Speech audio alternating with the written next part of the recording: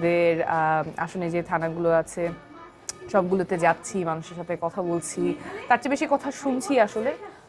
সমস্যার কথাগুলো, স্বপ্নের কথাগুলো, একজন জনপ্রতিনিধির কাছ থেকে তারা কি প্রত্যাশা করেন। এই যে একটু আগেও একজন আন্টি একদম এসে জড়িয়ে ধরলেন শুধু এতটুকুর জন্য যে ওনার যে প্রতিদিনকার কষ্ট, গ্যাসের সমস্যা, এটা যে কেউ বলেছে সেটার জন্যই উনি এসে শুভকামনা জানিয়ে গেছেন। এই যে আসলে বছর পর বছর ধরে ঢাকা ৯ সেবাগুলো থেকে যে বঞ্চিত হয়ে এসেছে মানুষ, সেটার একটা যাতে আমরা ন্যায্যভাবে সেবাগুলো পাই সেই জন্য আমরা কাজ করব।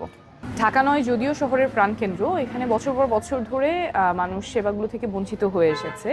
অনেক জায়গা আছে যেখানে এখনও রাস্তা করে যাওয়া যায় না। আমরা গতকালই ৭৫ নম্বর ওয়ার্ডে ছিলাম, সেখানে সাঁকো করে পার হতে হচ্ছে। কিছু জায়গা আবার ওনারা নিজেরাই কয়েক লাখ টাকা খরচ করে রাস্তাটা মেরামত করেছেন, যদিও সেটা সিটি কর্পোরেশনের আন্ডারে ট্যাক্সের টাকা প্রতি মাসে গুনছেন, কিন্তু সেবাগুলো পাচ্ছেন না। গ্যাস, পানি, এগুলোর অনেকগুলো সংকট আছে।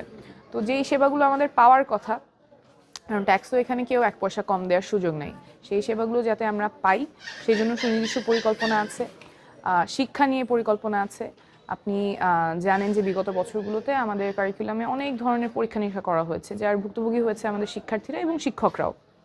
আমার যেহেতু বিশ্বমানের একটা শিক্ষা লাভ করার সুযোগ হয়েছে এবং শিক্ষকতা করার সুযোগ হয়েছে কেমব্রিজ ইউনিভার্সিটি মেডিকেল স্কুলে, আমি চাই যে আমাদের সন্তানেরাও একেবারেই বিশ্বমানের শিক্ষা পাক, সুযোগগুলো পাক, যাতে তারা বিশ্ববাজারে কম্পিট করতে পারে, যোগ্যতা অর্জন করতে পারে। তো সেই জন্য একদম সুনির্দিষ্ট পরিকল্পনা আমার বরাদ্দ থেকে স্কুলগুলোতে modern language lab, science lab, তারপরে কোডিং ওরা শিখবে, যাতে করে ওদের উচ্চশিক্ষার জন্য ওরা প্রস্তুত হতে পারে। সহশিক্ষা কার্যক্রম থাকবে, শুধু বইয়ের পড়া না, পাশাপাশি সহশিক্ষা কার্যক্রম, মানসিক স্বাস্থ্য নিয়ে ওরা শিখবে। শিক্ষা নিয়ে এই পরিকল্পনা। স্বাস্থ্য একটা অনেক বড় সমস্যা এখানে, লাখ লাখ মানুষের বসবাস, খুবই ঘনবসতিপূর্ণ এলাকা ঢাকা নয়, কিন্তু তারপরেও হাসপাতাল আছে শুধুমাত্র একটা, মুগদা মেডিকেল কলেজ হাসপাতাল। সেখানেও অনেক অব্যবস্থাপনা, অনেক যন্ত্রপাতি নেই, লোকবলের সংকট আছে। তো সেই জায়গায় সুনির্দিষ্ট পরিকল্পনা আছে যাতে করে আধুনিক যন্ত্রপাতি এবং লোকবলের যে সংকট সেগুলো কাটিয়ে উঠে কিভাবে আমরা একেবারে আদর্শ একটা সেবা কেন্দ্র হিসেবে মুগদা মেডিকেলকে গড়ে তুলতে পারি। এর পাশাপাশি আমাদের পাড়ার অনেকগুলো ক্লিনিক আছে, সেগুলোকে আধুনিকায়ন করে সেগুলোকে মিনি হাসপাতাল হিসেবে তৈরি করার পরিকল্পনা আছে। জীবিকা নিয়ে আমাদের তরুণরা অনেকেই দেখা যায় পড়াশোনা শেষ করে বেকারত্বে ভুগছেন।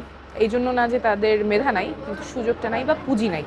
তো এই পুঁজির জন্য স্টার্ট আপ ঢাকা ৯ নামে একটা উদ্যোগ নিব আমার বরাদ্দ থেকে, যাতে করে তরুণ উদ্যোক্তারা পুঁজিটা দিয়ে শুরু করতে পারে, সিড ফান্ড দিয়ে শুরু করতে পারে। আমাদের কর্মজীবী মায়েদের জন্য অনেক ভোগান্তি হয়, সেই জন্য প্রত্যেকটা ওয়ার্ডে ডে কেয়ার সেন্টার চালু করার পরিকল্পনা আছে। এবং যারা স্থানীয় উদ্যোক্তা আছেন, নারী উদ্যোক্তা সহ যারা স্থানীয় উদ্যোক্তা আছেন, তাদের জন্য ই-কমার্স ট্রেনিং এবং মার্কেট প্লেস অ্যাক্সেসটা আমরা নিশ্চিত করব, যাতে করে ঘরে বসে যারা কাজ করতে চাচ্ছেন, উদ্যোক্তা হতে চাচ্ছেন, তাদের জন্য যাতে আমরা সুযোগটা তৈরি করতে পারি। এবং আমাদের ঢাকা ৯ অঞ্চলে অনেকেই অনানুষ্ঠানিক খাতের শ্রমজীবী মানুষ, এবং তাদের জন্য যাতে ন্যায্য বেতনটা নিশ্চিত হয়, কেউ যাতে সুযোগ নিতে না পারে, আইনি সুরক্ষা নিশ্চিত হয়, সেজন্য কাজ করব। আমাদের নিরাপত্তা একটা বড় ইস্যু। আজকেই আমরা গুদারাঘাটে গিয়েছিলাম, ওখানে নানু নাতি দুজন এর সাথে কথা হচ্ছিল একটা চায়ের দোকানে বসে। ওনারা খুব আক্ষেপ করেই বলছিলেন যে আমাদের যুব সমাজ তো মাদকের গ্রাসে কবল হয়ে যাচ্ছে, এটার জন্য কি করা যায়। পার্ক নাই এলাকাতে, ওরা যে খেলবে সেই জায়গাটা নাই, মাদক খুব ফ্রিলি অ্যাভেলেবল। তো সেই জায়গায় আমরা মাদকের সিন্ডিকেটগুলোর উপরে একেবারেই সিন্ডিকেটের বিরুদ্ধে যুদ্ধ ঘোষণা করব এবং যারা ভুক্তভোগী আছেন তাদের চিকিৎসা নিশ্চিত করব, কিন্তু মাদকের সিন্ডিকেট আমরা এখান থেকে নির্মূল করব। আর সর্বশেষ যেটা অনেকের কনসার্ন, সেটা হচ্ছে নির্বাচনের আগে অনেক কিছু শোনা যায়, কিন্তু নির্বাচনের পরে এমপিকে আর খুঁজে পাওয়া যায় না। জনপ্রতিনিধি হিসেবে বছর পর বছর তো এখানে মানুষ ভোট দিয়ে পাঠিয়েছেন সংসদে, কিন্তু এই সমস্যাগুলো বছর পর বছর ধরে রয়ে গেছে।